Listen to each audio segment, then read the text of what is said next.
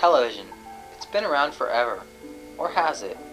Let's take a look at what our lives were like before the discovery of TV.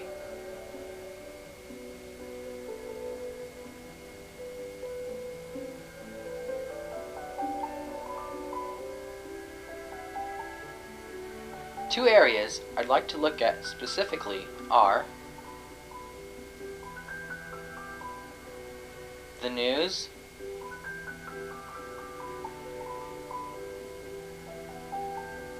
and entertainment.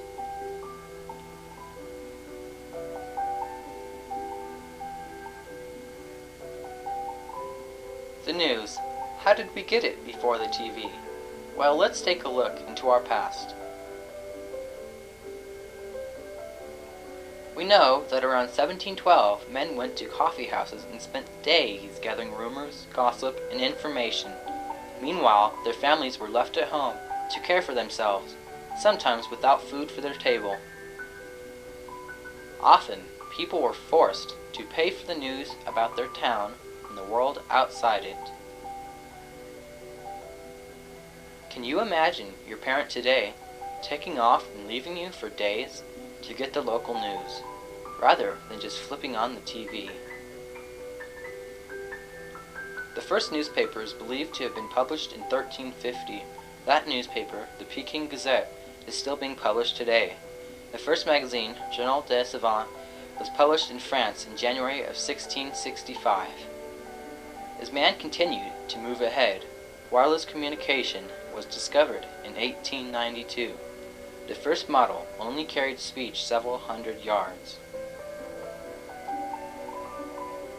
Soon, this led to the discovery of the radio in 1906, 21 years after Edison's patent. Families gathered around the radio to hear news of the war, elections, and local happenings.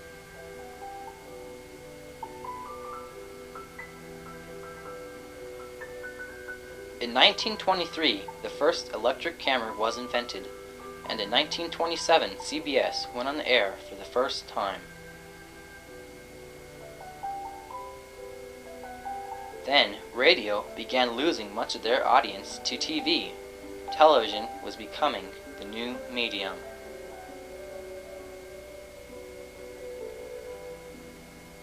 Satellites in our skies by 1962 added to the variety of programs the viewer could find, from local broadcasting to state, country, and even world news.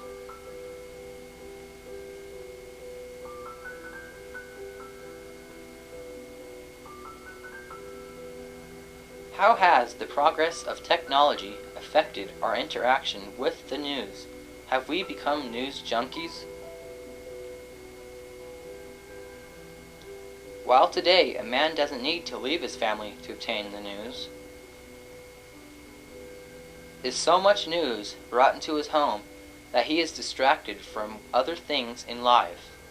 Has the news become entertainment? The Gulf War is an example of both the positive and negative sides of the news.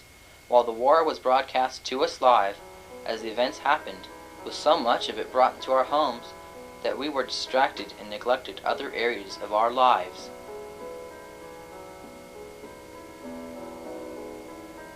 No doubt, TV had brought us the news quicker and with much greater accuracy than in our past.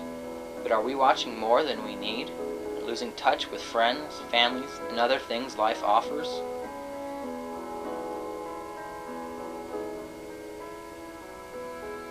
Moving on, let's see if we can find any ways TV entertainment has changed our lives.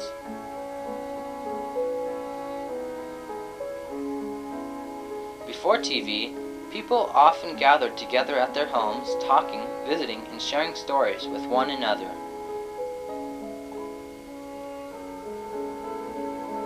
Many believe that the radio allowed for more interaction between listeners than the TV did.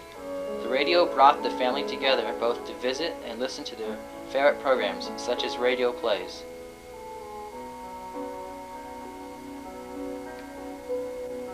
In 1902, the movie houses came along, yet another step towards the discovery of television.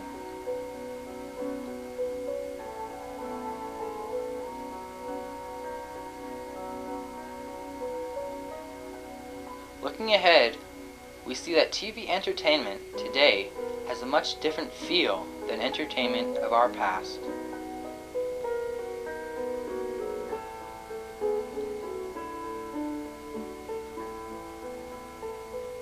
The first videotape recording system was invented by Ampex in 1956, which later evolved into today's home video camera. These recordings would be useless without the ability to view them on the TV. As cable TV came along with its hundreds of channels, you could find many types of entertainment at any hour of the day, tempting you to spend all your free time in front of the television. A new phenomena came along when the TV remote control was introduced. This is called channel flipping. Some people, to the annoyance of fellow viewers, will simply sit and flip from channel to channel, never stopping for long, often sending those in the room off to separate parts of the house to watch their own shows in peace.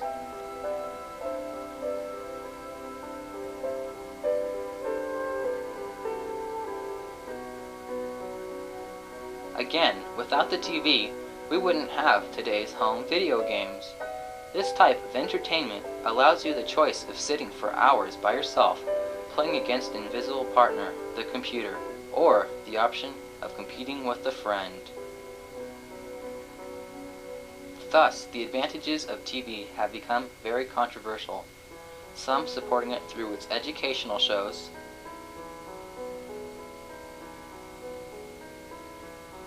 documentaries,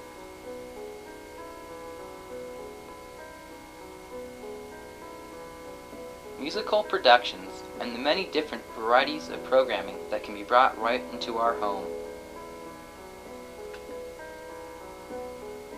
Others say we watch too much and talk too little. They fear children are being desensitized to violence and sex, and that the advertising methods may affect their socialization.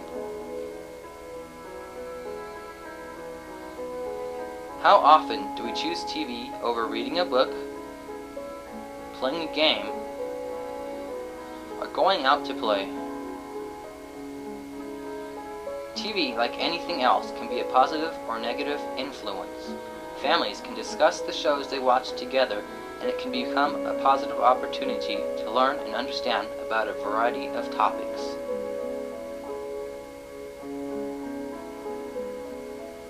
Or, if parents are not actively involved, the violence, suggestive themes, and excessive viewing may lead to negative actions or consequences. Man still has the power and the choice as to whether he will turn on the TV or do something else.